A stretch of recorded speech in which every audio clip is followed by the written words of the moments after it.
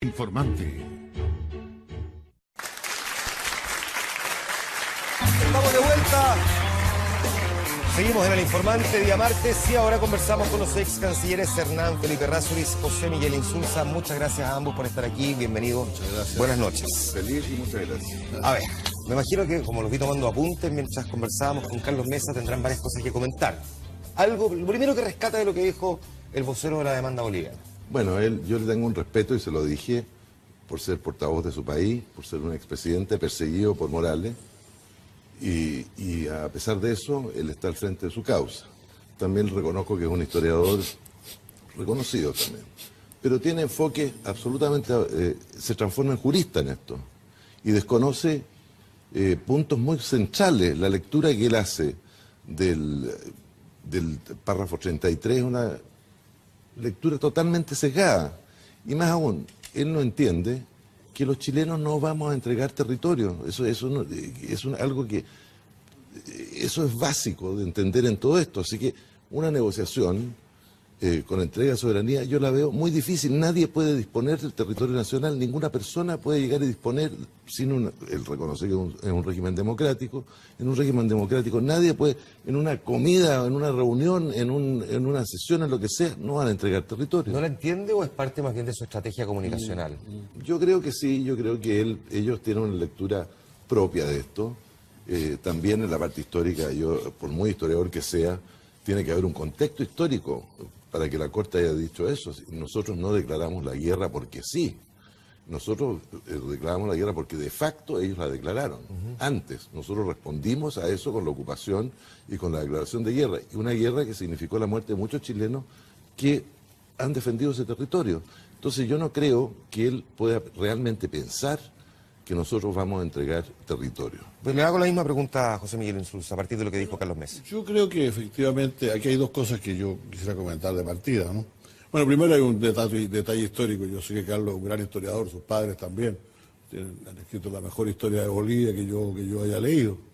Pero la verdad es que quien declaró la guerra es discutible. Hilarión Daza, el presidente de Bolivia, había declarado a su país en estado de guerra un mes antes. Así es. Después Chile conversó con Perú, le pidió neutralidad, etcétera, etcétera, y Perú le anunció que iban a entrar a la guerra junto con Bolivia. Entonces Chile efectivamente le declaró la guerra a los dos. Así que es bien discutible, entre Perú y Bolivia, es bien discutible la historia. La historia es muy discutible, como digo, el presidente de Bolivia fue el primero que dio el paso declarando su país estaba en estado de guerra.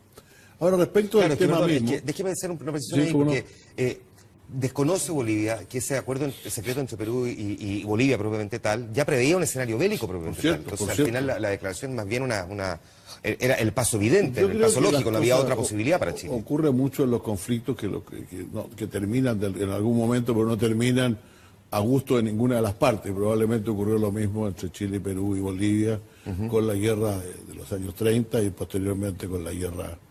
Era previsible que iba a haber un conflicto, se buscarían los motivos, etcétera. Y la verdad es que el caso de nuestro país, en la propuesta que se le hizo a Perú inmediatamente antes de la declaratoria de guerra, Chile hasta ofreció un arbitraje sobre el tema de la posesión de los territorios que estaban en discusión. Perfecto. Pero en fin, y respecto al tema, esta clara, yo estoy de acuerdo en lo que dice Carlos Mesa cuando dice que la Corte concluye que el asunto está, que va a resolver este asunto. Pero antes dice que incluso suponiendo, para propósitos de argumentación, que la Corte encontrara que existe la obligación, la Corte no tendría por qué determinar el resultado de ninguna negociación que tuviera lugar. Como consecuencia de esa obligación de negociar. No puede determinar el resultado. Yo me imagino que desde el punto de vista de Bolivia, y también de Chile, pues solo puede ser uno. Va a decir que sí existe la obligación de negociar salida al mar, etcétera. Y eso significa que nosotros tenemos que modificar el Tratado de 1904. Yo no veo de qué manera Chile podría hacer, de acuerdo a derecho, la entrega de un trozo de territorio soberano, como dice Hernán Felipe, sino con una decisión política de las principales autoridades nacionales, además decidiendo firmar con Bolivia un nuevo tratado que modifique el de 1904. Yo coincido en eso con Hernán Felipe, No me imagino a ningún presidente de Chile haciendo eso. Y le voy a decir algo más todavía, que me lo imagino menos ahora, después de este incidente, porque después de este incidente es evidente que la gente que existía en Chile, que con algunas buenas razones argumentaba que era bueno resolver este tema, ya está reducida a una cantidad muy menor de la población. Ahora, como consecuencia, repito, de la acción de Bolivia. Sin embargo, a ver, yo creo que este no es el propósito de Bolivia. ¿Cuál sería? Yo creo que Bolivia conoce perfectamente los límites de su acción judicial. Límites que son... Bueno, la enorme simpatía que se ha ganado a mucha gente en el mundo jugando el rol del débil contra el fuerte, y por lo tanto lo que ellos quieren es que finalmente Chile entre a una negociación, no porque se lo ordene algún tribunal que no le puede, repito, no le puede ordenar, y ha dicho que no le va a ordenar modificar el Tratado de 1904, sino simplemente porque Chile se de alguna manera forzado a una negociación precisamente para a raíz de la creación de un clima internacional que lo conduce en esa dirección. Dijo varias cosas. Déjeme preguntarle primero a Ana Felipe. Solamente para despejarlo, yo tengo claro cuál es el punto, pero de todas formas no hay, o si hay, algún espacio mínimo para que la Corte se haga un pronunciamiento que en la práctica implicara tener que hacer modificaciones a ese tratado. Porque no lo hace la Corte, sino que sería a través de esas negociaciones. Bueno, el fallo de la Corte, a mi juicio, es absolutamente fuera de la realidad. Y fuera de la realidad lo es porque ningún gobernante chileno firmó el Pacto de Bogotá pensando, o nosotros nunca pensamos, y no había la voluntad de que ese Pacto de Bogotá concluyera modificando un acuerdo de límites de Chile con Perú o con Bolivia. Jamás. Eso estaba fuera de toda discusión. Y la Corte desconoce eso y le hace aplicable y toma su jurisdicción en base al artículo 6º del tratado, que lo interpreta de otra manera. Claro. En segundo lugar, también ningún gobernante, y además la realidad es esa, que no es posible pensar que Chile va a entregar territorio. En segundo lugar, esa es la realidad. En segundo lugar, también me parece absurdo esa disquisición por la cual se atribuye competencia, que es la primera, cuando dice que el objetivo de esta demanda es únicamente establecer una obligación de negociar o el incumplimiento de la misma, ¿no es cierto? Todos sabemos que el objetivo de Bolivia, así lo pedía, es una aspiración de una soberanía que ya estaba definida por el Tratado de 1904. Entonces, yo digo, va contra el razonamiento de derecho, va contra la realidad, va contra todo. ¿No le merece confianza a esta Corte? En absoluto, no solo es decir, ya lo vimos en el caso del Perú, cuando inventó este acuerdo tácito de que el límite marítimo solo se extendía hasta 80 millas y el resto se aplicaba a la equidistancia. Eso no lo pidió ninguna de las partes, eso no fue alegado durante el proceso. Fue una fabricación política, es una corte política. Déjame hacer un alto ahí. Le hago la misma pregunta brevemente para saber si usted le merece o no confianza a esta corte. ¿Sí o no? Bueno, yo creo que esta es una corte que ha revelado, no solamente en este caso, como se decía en el anterior, también es bastante más creativa que cortes anteriores.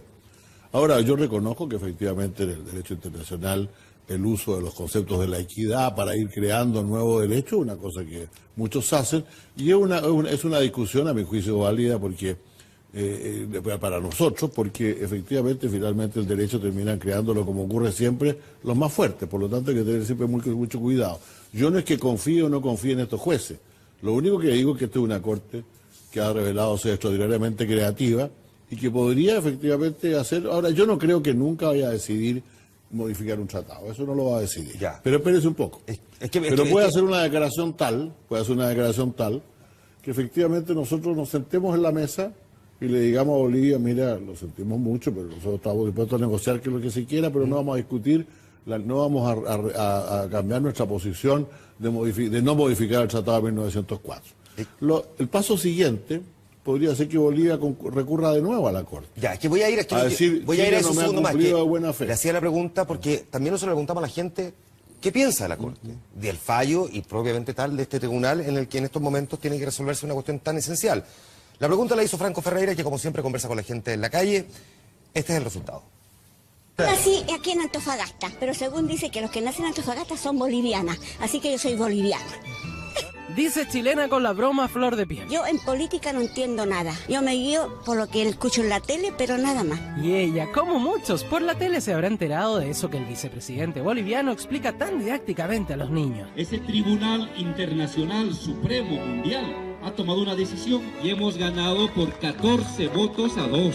Así, por más que Antofagastina pone su chispa, en los lindes de Consulado Paceño en Santiago cuesta hacer humor. ¿Te pareció bien el fallo? Sí. ¿Lo contaste maravilloso? Sí. Maravilloso en este caso, porque Mar todavía no tiene... Sí. ¿Cómo se puede solucionar esto? Paso Bolivia al mar. Sí o sí necesitamos esa salida para que haya más comercio y todo eso.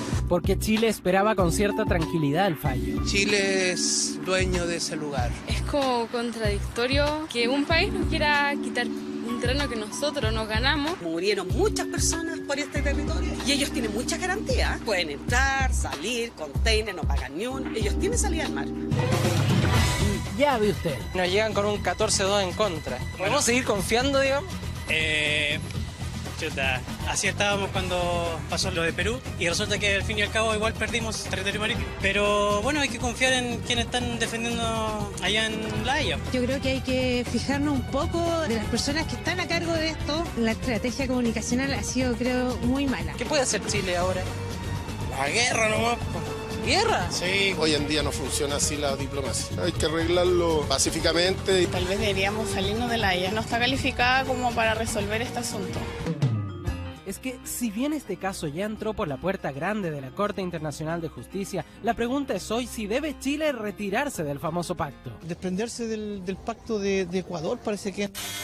Pacto de Bogotá, suscrito en 1948. Donde uno tiene la obligación de ir, porque siempre perdemos, entonces ¿para qué vamos? Y aunque hay voces que reafirman el trabajo de la Corte, los jueces de La Haya son conscientes de la historia, son hombres preparados. No son pocos quienes optan por reconsiderarlo. En Calama... Yo soy Partido Socialista, pero encuentro toda la razón a la gente de la UDI, que éramos sabinos del Pacto de Bogotá. No nos beneficia en absolutamente nada. En Antofagasta... No deberíamos entrar más con corte que vamos a seguir perdiendo. El Tribunal de La Haya deberíamos retirarlo. Esa cuestión anda al lote. En Temuco... Yo también estoy de acuerdo en que nosotros no tenemos por qué estar tan sujetos a lo que diga La Haya. En Santiago... No hay que vuelta que darle, pienso que mejor debe retirarse de eso. ¿Debería Chile salirse del Pacto de Bogotá? Después de este juicio yo creo que ya es recomendable salir. Si te encontraras con el canciller, ¿se lo diría? Sí, por supuesto. ¿Te has encontrado con él? No me lo he encontrado. No obstante, debe ser una de las opciones que el canciller y otros entendidos ya manejan. Esa es una pregunta interesante, si tenemos o no que salirnos del Pacto de Bogotá. Les propongo lo siguiente, te voy a dejar plantear esa pregunta. Hay un montón de otras también, entre ellas, por ejemplo, si esta Corte no se limita a actuar como tribunal meramente jurídico, sino que también le importa mucho las consecuencias de su fallo, la solidaridad internacional, más allá de lo que resuelva. Dejo plantear esas preguntas. Tenemos que hacer la pausa, pero la del Pacto de Bogotá se ha escuchado mucho en el último tiempo. Así que... Siempre que quede claro que eso no tendría ningún efecto sobre este juicio, ¿no? Pero con una cierta salvedad, porque usted me mencionó algo ahí que Bolivia después nos podría volver a llevar al tribunal. Eso sería otro asunto. Vamos a conversarlo a la vuelta, ¿le parece? Hernán Felipe, José Miguel, a ustedes. Esto es El Informante. Volvemos de inmediato.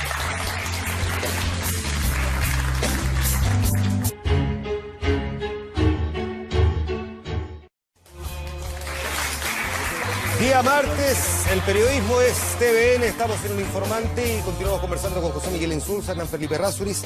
¿Debería Chile retirarse del Pacto de Bogotá más allá de este caso? No, pero primero es importante aclarar, yo sé que lo tenemos muy claro, pero la opinión pública, que si nosotros nos salimos de este pacto, o como ocurre con la mayor parte de los tratados, las cosas que se están haciendo en este momento se siguen haciendo. Además hay una ventana primero, de un año. hay una ventana de un año, pero además el juicio que está aquí no termina. Aquí no se ha terminado ningún juicio.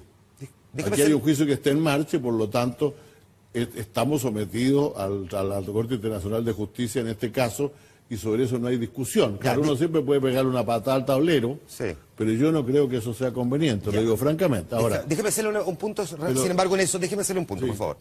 Ok, no tiene efecto para este fallo. ¿Qué pasa si, o para este juicio más bien? Si el fallo final en 2 años y medio, 3 años más, determina que Chile tiene que negociar con Bolivia y que, si bien no se puede predeterminar un resultado, Bolivia considera que al final de las negociaciones no se arribó a un acuerdo que era lo que ellos buscaban, que era una salida soberana al mar. Y por lo tanto sienten que Chile incumplió el fallo de la Corte y decide volver a llevarlo al tribunal porque no cumplimos el fallo. En ese caso no sería conveniente haberse retirado el Pacto de Bogotá, porque ahí sí no tendría un efecto. Tenemos un problema, Carlos, ¿no? Usted ha visto, y lo decía al comienzo de la presentación, lo decía también Hernán Felipe sobre Carlos Mesa. Carlos Mesa fue derrocado por Evo Morales, no es que haya sido perseguido por él. No. O sea, los movimientos sociales que Evo Morales dirigía provocaron la renuncia de Carlos Mesa y posteriormente la elección de Evo Morales.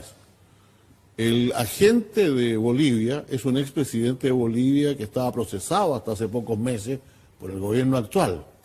Parado frente junto con Evo Morales celebrando lo que había ocurrido en La Haya, estaba nuestro amigo Jorge Quiroga, que es el más feroz opositor y que tiene una cantidad de juicios encima también. Entonces tenemos que entender que este es un tema que a los bolivianos les importa mucho y que no van a dejar de insistir en él, porque es un tema que produce un grado de unidad nacional muy grande. Entonces hay que tener en esto mucha paciencia, simplemente. O sea, uno no tiene por qué dejarse pasar a llevar. No, está bien, pero también pragmatismo. No, es que pragmáticamente, lo más pragmático que se puede decir aquí, Juan Manuel, es que el día que se vayan los jueces, que se termine la corte, que se vaya todo para otro lado, Bolivia va a seguir al lado nuestro.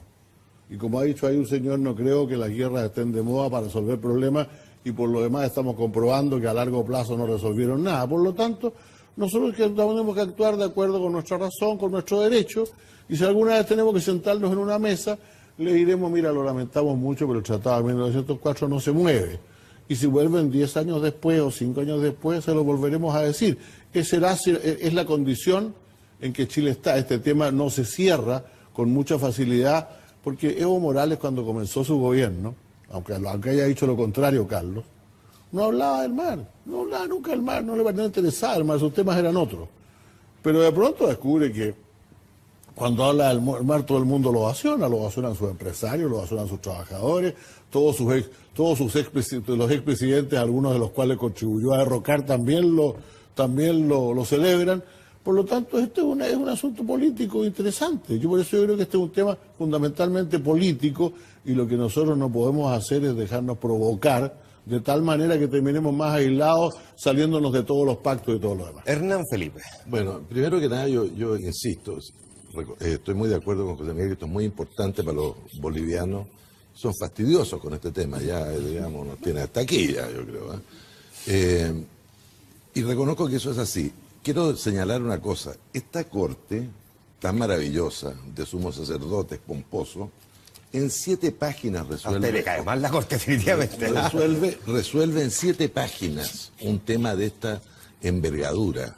Y, como le he dicho, contra el derecho, contra la realidad, y una interpretación restrictiva del Tratado de 1904, una interpretación, no sé de dónde la sacó, del Pacto de Bogotá. Respecto al Pacto de Bogotá, el Pacto de Bogotá nos tiene realmente secuestrados.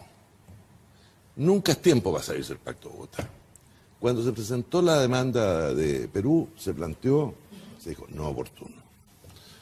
Cuando se falló la demanda del Perú, tampoco era oportuno. Cuando presentaron la demanda boliviana, tampoco era oportuno. Yo no sé cuándo va a ser oportuno, pero también, así como los bolivianos nos tienen hasta aquí, el Pacto de Bogotá nos tiene hasta aquí también.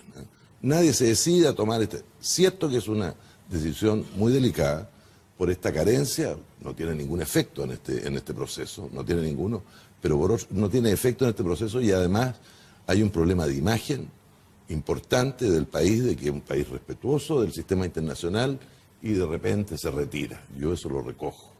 Aquí es una decisión que le corresponde al gobierno, que puede oír opiniones, tiene una responsabilidad enorme, pero también tiene que considerar de que salirse del Pacto de Bogotá es una señal política. Si decimos que esto es un juicio político, que hemos caído en un juicio político, eso es una señal política a la Corte importante. No es el tirar el mantel. Si usted fuera canciller, ¿qué le recomendaría al gobierno? Yo le recomendaría al gobierno que consultara a otra gente. Mi opinión sería salirse. Pero yo respeto la opinión ajena y, por ejemplo, me parece válida la de José Miguel, pero mi opinión sería esa. Mire, los políticos tienen opiniones también frente a esto. Nosotros estuvimos preguntando, conversando con ellos, resumiendo además cuál es la posición que han adoptado. Las vamos a ver en la siguiente nota. Nosotros no podemos seguir sometiendo, ¿no es cierto?, nuestro territorio a personas que también tienen un fallo con componente político, de influencia de opinión pública. Así que yo soy partidario que el gobierno estudie concretamente un retiro del Pacto de Bogotá. ¿Por qué no discutimos mejor en qué escenario gana Chile y gana Bolivia? Y por consiguiente buscamos una fórmula en esa dirección, en vez de atrincherarnos, aislarnos totalmente. No ha habido un solo país que haya solidarizado con la posición chilena, ni uno. Yo por lo menos creo que hay que salirse del Pacto de Bogotá. Yo sé que eso no hace que este juicio se siga conociendo bajo esa regla, pero por lo menos nos evita que de aquí a un año hacia adelante nos sigan inundando de demandas, como ya intuimos, va a ser Evo Morales, y que además se mantiene como presidente de Bolivia. Lo encuentro un poquito nacionalista, irracional y que no se condice con nuestros intereses. Chile apuesta a las reglas, porque nosotros no somos potencia mundial. Son los grandes los que no les gustan las reglas, porque los chicos entonces los controlan. Colombia hace poco se retiró, no le gustó un fallo y se retiró. Bueno, no sé si Colombia le va a ir bien por ese criterio. ¿Qué pasa si la Corte obliga a Chile a negociar una salida con soberanía y Chile no entrega soberanía? Bolivia nos va a volver a demandar porque simplemente no estaríamos acatando el fallo de la Corte. Por lo tanto, creo que el juicio de los jueces de La Haya simplemente no están fallando derecho y eso a Chile no le conviene. Y por eso que tenemos que retirarnos del Pacto de Bogotá. Decir que nos vamos a salir del pacto es como decir nos vamos a salir del Estado de Derecho. Es como los otros que decían que mejor, alguien decía por ahí que no le reconozcamos solvencia a la Corte Internacional. O sea, perdí el juicio y me salgo al tribunal. No, por favor, ordinarieza no. Pues. Yo creo que este es un tema que hay que evaluar con que corresponda, con el equipo jurídico, el equipo político. Aventurar juicios respecto a esta materia nos parece que no es muy responsable. Si La Haya se va a transformar en un organismo político que no hace caso a sus funciones jurídicas, es una materia que debiéramos evaluar con posterioridad a este fallo. Yo creo que no hay que hacerlo ahora, porque claramente no tiene ninguna implicancia real. Tendríamos que seguir participando un año después de anunciar nuestro retiro. Nosotros sufrimos aquí un revés procesal. Llamemos las cosas por su nombre. Pedimos incompetencia y el tribunal se declaró competente. Partamos por eso. Pero en segundo lugar, hubo una cosa importante desde el punto de vista del fondo, en cuanto a acotar, ¿no es cierto?, la demanda de Bolivia. La opinión que tienen los políticos frente a este tema. Déjame preguntarle a José Miguel si es que decidiéramos salirnos del Pacto de Bogotá. Esta debería ser la decisión, evidentemente, de la presidenta, pero como se ha dicho que este es un tema de Estado que trasciende más allá de un gobierno, ¿debiera ser consultado el mundo político, por ejemplo, el Parlamento? Bueno, por cierto, tendría que ser consultado el Parlamento, tanto como para cambiar el Tratado de 1904, como para salirnos del Pacto de Bogotá. Y eso ¿qué otro punto el que quiero ir? Los dos son tratados, ¿no? Exacto. Dicho sea de paso, resulta que un tratado, yo declaro que ese tratado es inamovible, otros dicen mejor de este otro tratado nos vamos por cualquier cosa. Yo no estoy de acuerdo con eso, quiero decirlo definitivamente. Yo creo que a nosotros nos conviene seguir jugando, como se dijo ahí, las reglas del derecho internacional. Y dicho sea de paso, voy a tomar una cosa que dijo Ignacio Walker al final. O sea, lo que nosotros hicimos fue decirle al tribunal, a usted le han pedido algo y usted no es competente para eso. Los tribunales fijan su propia competencia. Entre decir, Carlos Mesa dijo algo como que el tribunal no les podía dividir la demanda. El tribunal puede hacer lo que quiera. El tribunal podría decir, mire, soy competente para este pedazo y no soy competente para este otro. Eso los tribunales fijan su propia competencia. Pero en fin, Carlos no es historiador, probablemente este tema que nosotros nos enseñaban en el primer año de Derecho, esto que el tribunal fijaba su propia competencia, no lo tiene en cuenta. Pero yo quiero decir que al margen de eso, ciertamente nosotros pedimos algo que no nos fue dado. Lo cual significa que el juicio está exactamente igual que si nosotros no hubiéramos pedido nunca eso. Con una salvedad, que el tribunal, aunque le diga lo contrario Carlos Mesa, rayó bastante la cancha. Y dijo, ojo, yo no estoy llamado a interpretar el Tratado de 1904, ni estoy llamado tampoco a decir cómo se cumple una determinada sentencia que yo dicte. Lo único que estoy llamado es a decir si Chile le prometió o no le prometió a Bolivia en un momento determinado negociar soberanía sobre su territorio. Punto que quiero abordar en un segundo más, pero antes... Entonces yo creo que es importante decir que tampoco es un resultado tan completamente negativo. Y además, aunque fuera completamente negativo, lo único que el tribunal ha hecho es rechazar una excepción que Chile impuso y decir simplemente sí, voy a examinar este caso. Las cosas siguen Así tal cual que como vamos a estaban tener antes de la excepción tenemos que preliminar. andar con un poquito de calma. Pero ¿cómo se explica que es lo mismo que están diciendo que en el fondo Chile no ha perdido nada y que en el fondo con este fallo donde no se puede predeterminar un resultado producto de una eventual negociación que obligue a la Corte, eran los que decían que muy probablemente la Corte se iba a declarar incompetente también? Entonces, estoy pensando desde el punto de vista de la ciudadanía, de la gente de a pie, que en el fondo ha comentado esto, que lo sigue además y con bastante detalle y lo maneja bien. Dice, a ver, lo mismo que nos decían que muy probablemente la Corte se iba a declarar incompetente, ahora son los que nos presentan que, bueno, Chile no ha perdido nada y que le merece también ciertas dudas frente a esto. Es que yo creo que es una defensa muy sólida y fructífera de Felipe Bulnes. Hizo un trabajo, yo diría, notable por haber cercenado, digamos, esta demanda en el sentido de que no puede llegarse a entregar soberanía en esa negociación, la Corte no puede obligar a eso. Pero hay un divorcio máximo entre la opinión pública que entiende de alguna manera amagada nuestra posición y un rechazo completo a la Corte de estas explicaciones tan jurídicas. Yo creo que la gente mayoritariamente entiende y cree y tiene alguna razón para pensar de que esta Corte es política, de que esta Corte traspasó los límites del derecho y de la realidad, yo insisto en la realidad porque es muy importante, y estableció una jurisdicción menguada, chica, reducida. En eso en nada estoy de acuerdo de la lectura que hace Carlos Mesa, y eso la gente lo rechaza incluso así. Ve que estamos secuestrados, vamos a tener que mucho tiempo, porque aquí hay una cosa. Lo que pasó, pasó. De repente hay que decir eso en la vida. Lo que pasó, pasó, ¿no es cierto? Y estamos ante una realidad.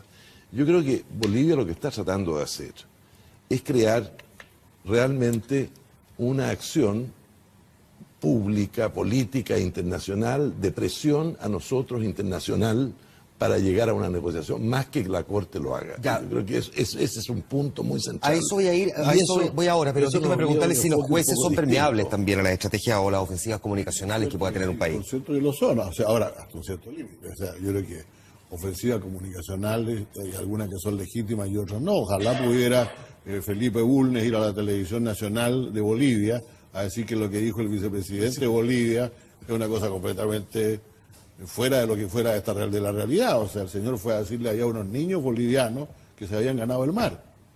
A mí eso me parece una política comunicacional irresponsable a la cual la Corte no obedece. Pero creo que sí es más sensible de lo que debería ser al juego de mayorías y minorías en el plano internacional también. Y por eso lo que nosotros no podemos hacer es asumir el rol de fortaleza sitiada, pues. Eso es lo que nosotros no debemos hacer, porque nuestra debilidad no está en el derecho, nuestra debilidad está en la política. Tenemos que ser capaces de hacer política internacional. Política internacional comunicacional. Pero todos sabemos, Juan Manuel, todos sabemos perfectamente, lo he dicho yo en alguna parte hoy día, este tipo de cosas ocurrieron en muchas partes del mundo en los últimos, hace un siglo y medio. Y todas las simpatías estarían, si mañana México le fuera a reclamar a Estados Unidos todo el territorio que le quitó a Estados Unidos a mediados del siglo XIX, las simpatías de la opinión pública estarían ¿con quién?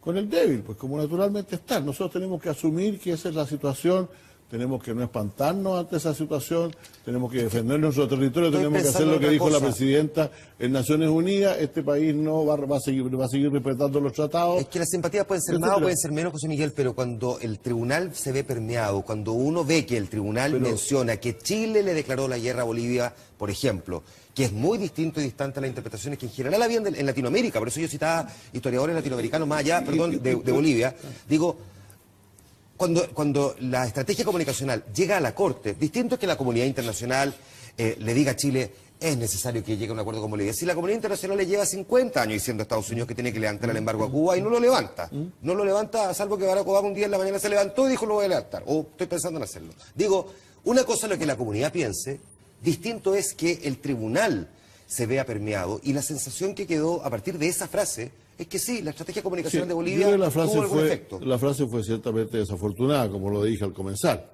porque efectivamente el primero que dijo que Bolivia estaba en estado de guerra fue el presidente de Bolivia, y lo hizo un mes antes que la guerra fuera declarada ya por Perú y Chile en días sucesivos, ¿no?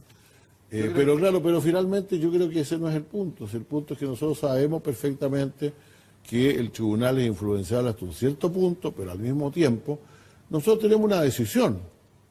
tenemos una decisión clara, nosotros no vamos a modificar el Tratado de 1904 y cualquier negociación que se haga es sobre la base del respeto de ese tratado. Y eso no nos puede obligar absolutamente nadie a hacerlo. Nadie nos puede obligar a hacerlo. Aunque el tribunal nos dijera que no tenemos que estar... Perdón, claro. yo no quiero ponerse en ese escenario. La importancia de los tribunales internacionales, sobre todo hay tribunales internacionales en materia de derechos humanos y otras cosas que hay que validar. Pero todos sabemos perfectamente que en el derecho internacional no existe salvo que sea que tú te metas con una potencia, no existe ninguna forma en que te puedan obligar a cumplir una determinada cosa. Sobre todo cuando uno previamente ha dicho, mire, lo dijo la presidenta el mismo día del fallo, dijo el territorio chileno no está amenazado y no está a punto de salirse, y lo dijo de nuevo en Naciones Unidas. Para nosotros el respeto a los tratados es lo fundamental. Pues mira, que se me va el tiempo. Hernán Felipe, que tiene que entonces mantengamos la calma, digo, eso es tan simple como eso. Yo creo que esta victimización de Bolivia, o sea, la Corte además ha dividido, había un tratado de paz que está vigente, el de 1904, ha creado divisiones entre Chile y Bolivia mayores, mencionando temas históricos, ha hecho un mal favor a la solución pacífica de los conflictos, que es su tarea, porque la diplomacia desde ahora se vería enormemente limitada, porque cualquier gestión diplomática podría ser un acto unilateral que crearía derechos. O sea, la cantidad de daños que ha hecho esta Corte es muy grande. Ha dado incertidumbre respecto de la frontera, una cantidad de daños. Pero yo creo que esta victimización de Bolivia, que ha sido permanente, puede ser perfectamente superada por Chile. Chile es un país que tiene influencia internacional mucho mayor que la que tiene Bolivia. Chile tiene un servicio exterior mejor que el de Bolivia. El número de embajadas residentes en Bolivia es, creo que, menos de la mitad de las que hay en Chile, y tiene menos de la mitad de las embajadas que nosotros tenemos fuera del mundo. Nosotros tenemos una credibilidad económica. ¿Qué nos falló entonces si tenemos esa tremenda plataforma? Bueno, es que no era la etapa, fue una etapa muy jurídica, pero la que viene es una etapa mucho más política. Y quedó claro que esta es una etapa mucho más política. Ahora será jurídica ahora, pero antes de que fuera jurídica tampoco es que la comunidad internacional estuviera diciendo, sí, mire, sabe que la posición de Chile es interesante. Espérate, la comunidad internacional, con todo respeto, la comunidad internacional nosotros la limitamos al ALBA. El único apoyo que ha tenido Bolivia ha sido manifiestamente del ALBA, que son países que tienen una identidad ideológica que va mucho más allá del tema marítimo, que va mucho más allá del enclaustramiento. Bolivia es una afinidad ideológica que se mantiene en todos los foros internacionales, son muy disciplinados, actúan todos juntos. Entonces, esta frase que yo la oigo no una vez, sino que varias veces. ALBA, por si acaso, es la Alianza Bolivariana para los Pueblos. La que encabeza Venezuela, básicamente, ¿no es cierto?, y Cuba. Ahora, en el Mercosur, que también es un ámbito latinoamericano, no lograron, y por gestiones de nuestra diplomacia, no lograron llegar a acuerdos sobre esto, tampoco llegaron en UNASUR. Entonces, esto que estamos tan desvalidos en el mundo es algo que se menciona y se menciona y se menciona y no tiene nada. Yo estoy de acuerdo con Hernán Felipe, nadie duda de por así decirlo, el argumento jurídico nuestro. Pero claro, simpatizan con ellos y nos faltará algún amigo que te dice, oye, encuentro que esto me ha pasado, esto no les estoy contando, no estoy inventando una historia que me ha ocurrido. Oye, tu argumentación fue brillante, o sea, la verdad es que llegamos todos aquí los que estamos sentados en esta mesa a la conclusión de que Chile tiene absoluta razón. Ya. Pero ¿qué les cuesta? ¿No podrían hacer algún favorcito ahí de manera que este tema se resuelva? Se plantea ¿Por qué no buscar alguna forma de resolver este asunto? Pero entonces, yo creo como que en el fondo la decisión está en manos de Chile. Claro, porque finalmente somos nosotros los que tenemos ellos lo están pidiendo acá. Claro, aquí lo dijo Carlos Mesa con mucha claridad, hay un tema de calidad.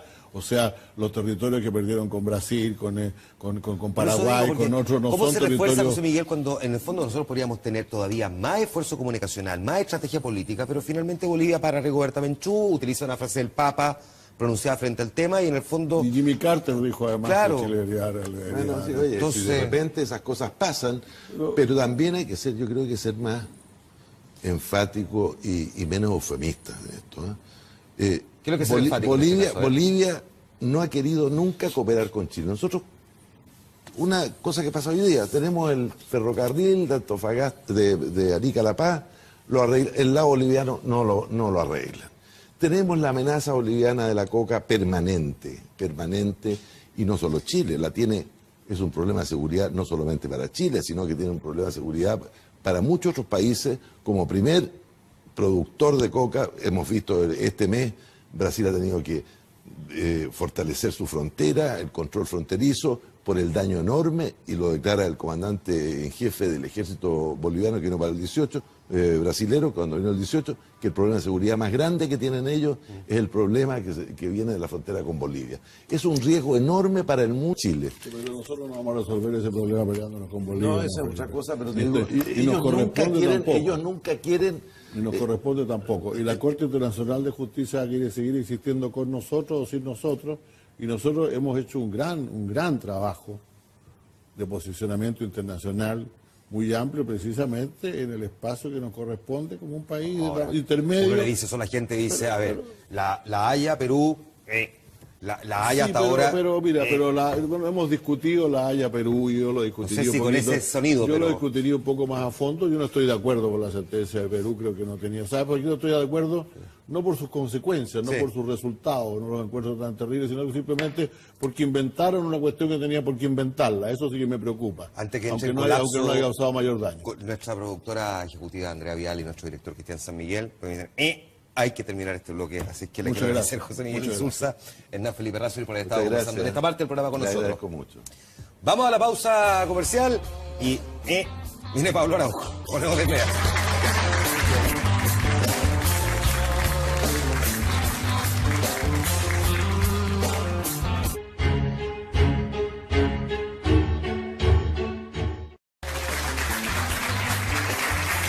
Y estamos de vuelta, bloque final, bloque importante, el bloque donde la mirada de la actualidad es completamente diferente y, bueno, a veces inesperada, un tanto angustiante, para decir la verdad, junto a Pablo Araujo.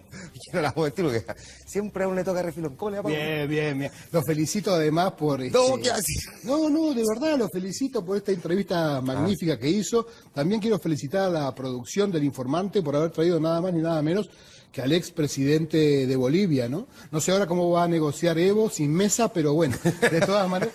Ahora, sí puede traer alguna repercusión en el plano internacional. Esto me da un poco de nervios en el sentido pacífico de esta negociación, porque fíjense que Evo nos manda a mesa y nosotros le ponemos al Panzer. Digo, un tanque de guerra acá, en todo caso, ¿cómo respira Insulza? Tiene más aspiraciones que Bolivia, es impresionante realmente, pero qué interesante todo. La verdad no entendí nada, yo solo sé que son dos hermanos que están repeleados ustedes, así que como son dos hermanos peleados, no sé si están yendo por la Paloma de la Paz o por el Palomo de la Paz realmente. ¿No? Le cuento que esta semana fue muy entretenida para mí, estuve con el Matador en Punta Caña, no, mentira, Hoy fue 29 de septiembre y estuve en el cumpleaños de Michelle Bachelet. ¿Ah, sí? Sí, le faltaba un garzón. No, pero estuve, no, de verdad estuve. Fue una ceremonia emotiva, sencilla, y la verdad que se notaba que necesitaba, pobre, una pequeña distracción, porque le pidieron que soplara el pastel y apagó a Dávalos, ¿no? Entonces, sí, además fíjate que, bueno, en estricto... Ojo, en estricto rigor, en estos momentos, Dávalos, Compañón y 14 jueces de La Haya estarían reunidos en la punta del cerro, si es que se cumplieron los 3 deseos que pidió Bachelet antes de apagar las velas, ¿no? Que yo la escuché. La presidenta se ve muy bien, muy jovial, nadie le daría realmente 64 años, de hecho las encuestas le dan 20, pero igual, ojo, recordemos que los empresarios le dan 3%, así que la presidenta tiene 7 veces más aprobación, así que aguante la presidenta, siga adelante, ¿verdad? Ahora, digo yo, ni siquiera en el día de su cumpleaños le pueden dar un respiro. Fíjate, es su cumpleaños, ¿qué pasa? Paro en el registro civil. Bien. La señora Nelly Díaz, que es la presidenta de los funcionarios, decidió hacer un paro y la señora Díaz es el nuevo dolor de cabeza del gobierno, o como diría Bachelet, creo que cada día puede ser peor. Cada día, ¿no? Bueno, pocos obsequios recibió Bachelet, en realidad no tan así, es que le llegó un camión de regalos, pero Aloy no dejó que en camión entrara la moneda, pero venía... Y hoy, el 29 de septiembre, a todos los jóvenes, para culturizarnos, saben que también se cumplen 468 años del nacimiento de Miguel de Cervantes, o sea, Miguel de Cervantes estaría cumpliendo 468 años, Piñera ya lo llamó para felicitarlo, pero no lo encontró. Aparentemente, claro, no se sabe qué compañía usa. O sea, el Papa debe usar Virgin. Cervantes, que era manco, debe usar mano libre. No. Y el pastor Soto no usa celular porque esta tarde lo cagó el móvil, parece con H, ¿no? Eso es lo que me dijeron. Otra noticia así de la semana que me llamó la atención fue la coalición que hicieron Amplitud con Fuerza Pública, ¿verdad? Sí, la más esperanzada sería en todo caso la derecha, porque en el 1973 lograron llegar a la moneda con la ayuda de la fuerza pública, ¿no? Así que de repente quieren repetir. Y bueno, y también la noticia que me comentaba ahora un joven de estos descubrimientos de la carrera espacial, ¿no? Ayer científicos de La Haya descubrieron agua en Bolivia, es increíble, estaría a kilómetros de Arica nada más, pero los sediciosos de siempre dicen que es imposible entregarle soberanía a Bolivia, ya que este gobierno hace rato que perdió el norte. Entonces no habría manera de darse que nos quedemos todos tranquilos. A ver, mirado desde fuera, porque ni chileno ni boliviano, sino que uruguayo, ¿cómo miras tú sí, está bien, pero este fallo? Bueno, hablando en serio, yo creo que lamentablemente creo que ya estaríamos perdiendo el mar, porque Felipe Bulnes hoy admitió que estaría saliendo con la animadora del Festival de Viña del Campo.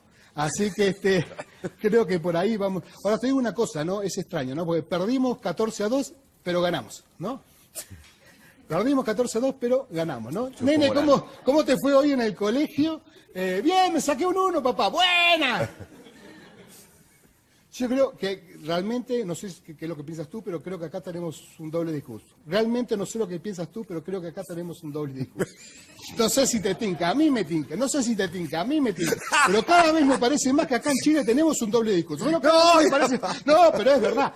Es que la única manera de explicar cómo eso no fue una derrota sería reforzando la defensa con Mourinho, ¿no? Que, bueno, sí, nosotros tuvimos 2 posibilidades, ellos tuvieron 14, la convirtieron, ¿no? Porque además, lo que sí me parece que está mal es no avivar todos esos aires bélicos que le vino como a Rabinet, ¿no? Rabinet debería recordar que solamente el que está a cargo de vender boletos de American Airlines es el único que piensa que sí se puede ganar a cualquier precio. No, pon este pasaje a 0 pesos. Además, yo ya decía que los jueces de la Corte de La Haya eran creativos. No, para mí está todo fumado, por algo están en Holanda, porque es una manera de decirlo. Porque para mí Felipe Bulnes realmente es uno de los mejores abogados de Chile y no va el problema para él. Yo creo que el problema es la Corte de La Haya, que es tan chiste que debería llamarse la Corte de la Talla. Porque ¿cómo te van a obligar a negociar sin ningún resultado? ¿Qué sentido tiene eso? No entiendo, porque si vos me decís, bueno, perfecto, yo no te quiero vender la casa, ¿no? Y vos me decís, no, pero no te preocupes, pero tenés que negociar, no te obligo a venderla. Bueno, tú me vas a ofrecer plata, yo te voy a decir que no, ¿no? Entonces la negociación va a ser más falsa que el perdón de Jorge Pizarro. Que a todo esto, Jorge Pizarro es tan cara de palo que yo creo que su mayor temor en la vida son las termitas, te digo la verdad, ¿no? Pero es increíble. Y ahora está el otro, ¿viste? Cada vez más ansioso, que le dicen Cebo Morales porque justamente la demanda marcha sobre velas, ¿no? Lo que sí, Cebo Morales debería recordar el dicho que dice, todo lo que sube, el oftalmólogo de Reñaca lo saca rápido y lo obliga a subir por las escaleras. Ya. Este tema es bien increíble, porque primero hubo rechazo generalizado desde la comunidad del edificio, la gente en general, el comportamiento de este oftalmólogo que saca al perro, además de una manera muy violenta, y que empuja además a esta nana ahí fuera del ascensor. ¿Qué opinión tiene eso? Bueno, repudiable absolutamente. Yo creo, en primer lugar, ese oftalmólogo jamás debió haber entrado al ascensor, porque el ascensor decía capacidad máxima 450 kilos y este huevón es el más pesado de todo Chile, ¿no? Es insoportable. Además que el ascensor decía capacidad máxima 4 personas y este tipo es una bestia porque no puede tratar así a una mujer y lo que le dijo es realmente espantoso, ¿no? Sí. O sea, acá hay, vos sabés que hay ascensores que tienen capacidad para 4 o 6 personas. Yo estuve en Somalia, había uno que tenía capacidad para 1000 africanos, pero eso es distinto, digamos, ¿no? Sí, bueno, pero te digo que además el apellido de este tipo es bien extraño. Fíjate que se escribe de una manera y se dice de otra, porque se escribe Chapacase con 2 C y 2 P y se pronuncia concha su madre, digamos. Pero realmente, este tipo realmente es tan malo que tiene una óptica, y si vas a la óptica con una receta y le pedís un aumento, te baja el sueldo. O sea, es lo peor que hay. Y además, este oftalmólogo es tan, pero tan discriminador que por haber agredido a una nana y un perro, tiene miedo que le hagan 2 demandas por maltrato animal. O sea, el tipo es una... No, pero el tipo es una bestia. Porque es que este país es surrealista. ¿En qué otro país del mundo podés encontrar un titular que diga oftalmólogo agrede a perro Lazarillo y no tiene testigos oculares? Tiene millones de testigos oculares, ¿no? Es increíble, o sea, para mí este tipo se divierte viendo el video de la periodista húngara que pateaba a los migrantes sirios. Eso debe ser su video de humor del tipo, ¿no? Yo además jamás permitiría que mi nana subiera por las escaleras, porque si no me llegarían las marraquetas frías, ¿viste? Y eso no lo tenemos.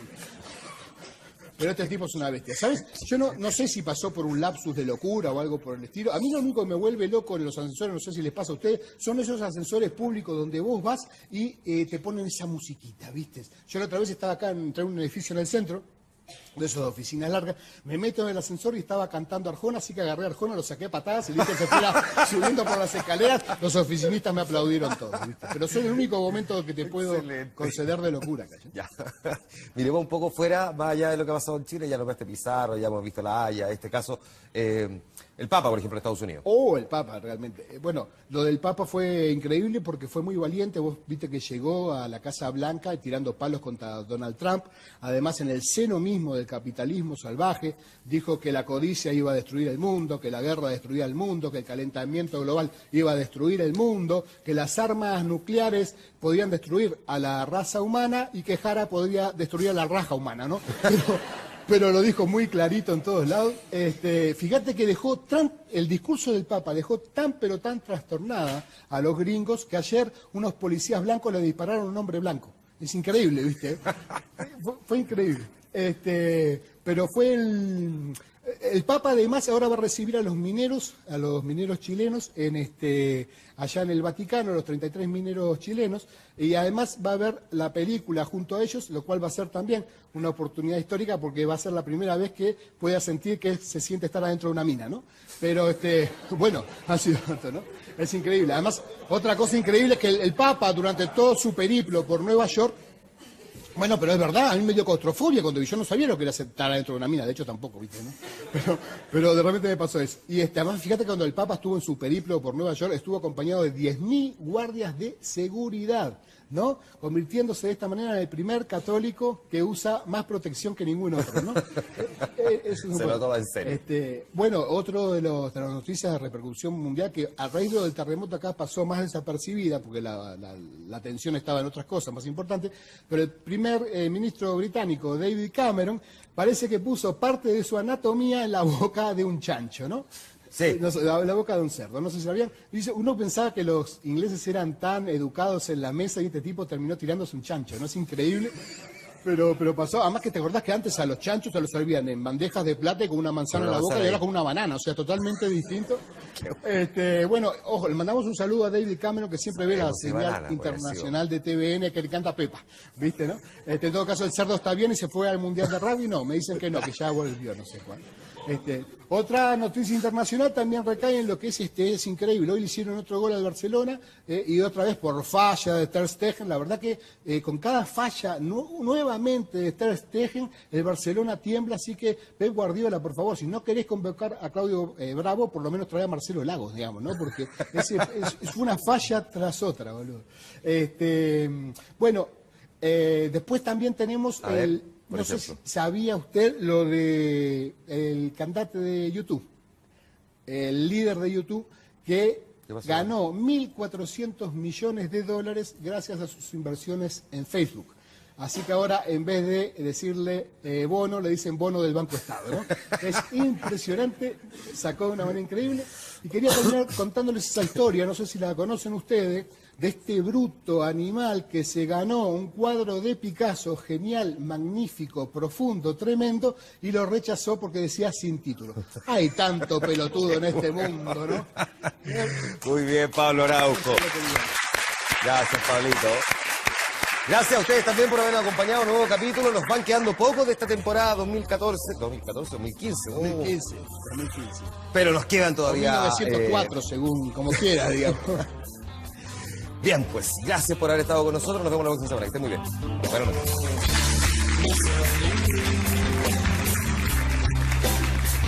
Histórico, para que la Corte haya dicho eso. Nosotros no declaramos la guerra porque sí. Nosotros declaramos la guerra porque de facto ellos la declararon. Antes, nosotros respondimos a eso con la ocupación y con la declaración de guerra. Y una guerra que significó la muerte de muchos chilenos que han defendido ese territorio. Entonces yo no creo que él pueda realmente pensar que nosotros vamos a entregar territorio. Pues le hago la misma pregunta a José Miguel Insulza, a partir de lo que dijo Carlos Mesa. Yo creo que efectivamente aquí hay dos cosas que yo quisiera comentar de partida, ¿no? Bueno, primero hay un detalle histórico. Yo sé que Carlos es un gran historiador, sus padres también han escrito la mejor historia de Bolivia que yo haya leído. Pero la verdad es que quien declaró la guerra es discutible. Hilarión Daza, el presidente de Bolivia, había declarado a su país en estado de guerra un mes antes. Así es. Después Chile conversó con Perú, le pidió neutralidad, etcétera, etcétera, y Perú le anunció que iban a entrar a la guerra junto con Bolivia. Entonces Chile efectivamente le declaró la guerra a los dos. Así que es bien discutible, entre Perú y Bolivia, es bien discutible la historia. La historia es muy discutible, y como digo, el presidente de Bolivia fue el primero que dio el paso declarando su país estaba en estado de guerra. Ahora, respecto al tema mismo... Déjeme hacer una precisión ahí, porque desconoce Bolivia que ese acuerdo secreto entre Perú y Bolivia propiamente tal ya preveía un escenario bélico propiamente tal. Entonces, al final, la declaración más bien era el paso evidente, el paso lógico, no había otra posibilidad para Chile. Ocurre mucho en los conflictos que terminan en algún momento, pero no terminan a gusto de ninguna de las partes. Probablemente ocurrió lo mismo entre Chile, Perú y Bolivia, con la guerra de los años 30 y posteriormente con la guerra... Nosotros nunca pensamos, y no había la voluntad de que ese pacto de Bogotá concluyera modificando un acuerdo de límites de Chile con Perú o con Bolivia. Jamás. Eso estaba fuera de toda discusión. Y la Corte desconoce eso y le hace aplicable y toma su jurisdicción en base al artículo 6º del tratado, que lo interpreta de otra manera. Claro. En segundo lugar, también ningún gobernante, y además la realidad es esa, que no es posible pensar que Chile va a entregar territorio. En segundo lugar, esa es la realidad. En segundo lugar, también me parece absurdo esa disquisición por la cual se atribuye competencia, que es la primera, cuando dice que el objetivo de esta demanda es únicamente establecer una obligación de negociar o el incumplimiento de la misma, ¿no es cierto? Todos sabemos que el objetivo de Bolivia, así lo pedía, es una aspiración de soberanía, de una soberanía que ya estaba definida por el Tratado de 1904. Entonces, yo digo, va contra el razonamiento de derecho, va contra la realidad, va contra todo. ¿No le merece confianza a esta Corte? En absoluto, no solo es decir, ya lo vimos en el caso del Perú, cuando inventó este acuerdo tácito de que el límite marítimo solo se extendía hasta 80 millas y el resto se aplicaba a la equidistancia. Eso no lo pidió ninguna de las partes, eso no fue alegado durante el proceso, fue una fabricación política, es una corte política. Déjame hacer un alto ahí. Eso. Y le voy a decir algo más todavía, que me lo imagino menos ahora, después de este incidente, porque después de este incidente es evidente que la gente que existía en Chile, que con algunas buenas razones argumentaba que era bueno resolver este tema, ya está reducida a una cantidad muy menor de la población. Ahora, como consecuencia, repito, de la acción de Bolivia. Sin embargo, yo creo que este no es el propósito de Bolivia. ¿Cuál sería? Yo creo que Bolivia conoce perfectamente los límites de su acción judicial.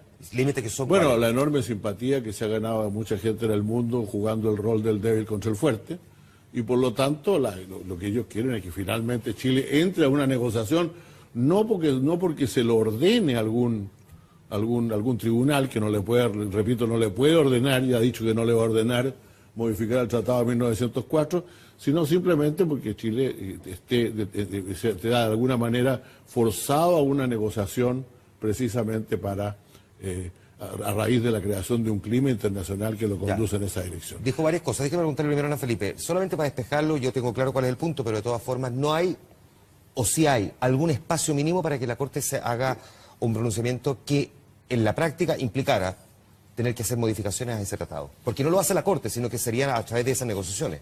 Bueno, el fallo de la Corte, a mi juicio, es absolutamente fuera de la realidad.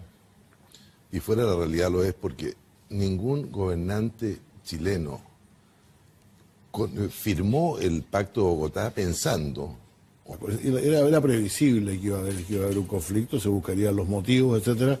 Y la verdad es que el caso de nuestro país, en la propuesta que se le hizo a Perú inmediatamente antes de la declaratoria de guerra, Chile hasta ofreció un arbitraje sobre el tema de la posesión de los territorios que estaban en discusión. Perfecto. Pero en fin, Y respecto al tema, está clara, yo estoy de acuerdo en lo que dice Carlos Mesa cuando dice que la Corte concluye que el asunto está, que va a resolver este asunto.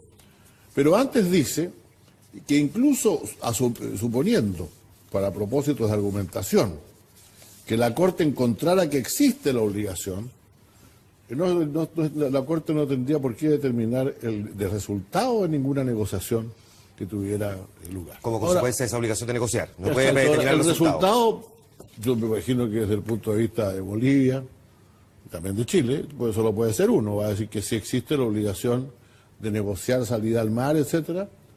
Y eso significa que nosotros tenemos que modificar el Tratado de 1904. Yo no veo de qué manera Chile podría hacer, de acuerdo a derecho, la entrega de un trozo de territorio soberano, como dice Hernán Felipe, sino con una decisión política de las principales autoridades nacionales, además decidiendo firmar con Bolivia un nuevo tratado que modifique el de 1904.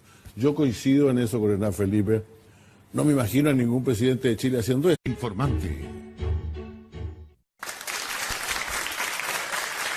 Estamos de vuelta. Seguimos en El Informante, día martes, y ahora conversamos con los ex cancilleres Hernán Felipe Errázuriz, José Miguel Insulza. Muchas gracias a ambos por estar aquí. Bienvenidos. Muchas gracias. Buenas noches. Feliz y muchas gracias. A ver, me imagino que, como los vi tomando apuntes mientras conversábamos con Carlos Mesa, tendrán varias cosas que comentar.